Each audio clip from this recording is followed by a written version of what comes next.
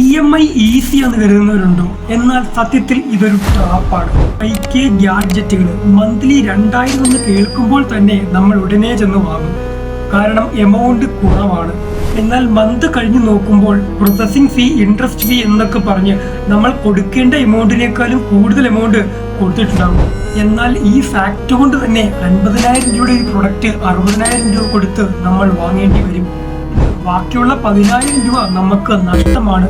ഇത് മൂലം കൊണ്ട് തന്നെ നമ്മുടെ സാലറിയിൽ നിന്നും വളരെ വലിയൊരു എമൗണ്ട് തന്നെ മാറി കിട്ടാണോ വാങ്ങേണ്ടത്, ആ പ്രൊഡക്റ്റിനെ പറ്റി നേരത്തെ തന്നെ ഒരു പ്ലാൻ ഉണ്ടായിരിക്കണം.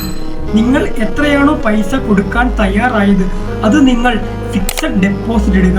മന്ത്ലി ഒരു 2000 എങ്കിൽ 2000, 1000 എങ്കിൽ 1000 നിങ്ങൾ ഫിക്സഡ് ഡെപ്പോസിറ്റ് ഇട്ട് കഴിഞ്ഞാൽ ഒരു വർഷത്തിന് ശേഷം നിങ്ങൾക്ക് ഇൻട്രസ്റ്റും കൂടെ ഈ പറഞ്ഞ പ്രൊഡക്റ്റും വാങ്ങാൻ സാധിക്കും, ഇൻട്രസ്റ്റും നിങ്ങൾക്ക് ഏൺ ചെയ്യാൻ സാധിക്കും. ഒരു എക്സ്ട്രാ ഇൻകമായിട്ട് ഇതിനെ കരുതാം. ട്രാപ്പിൽ നിന്ന് രക്ഷപ്പെടണമെന്നുണ്ടെങ്കിൽ EMI എന്ന് കമൻറ്റ് ചെയ്യൂ.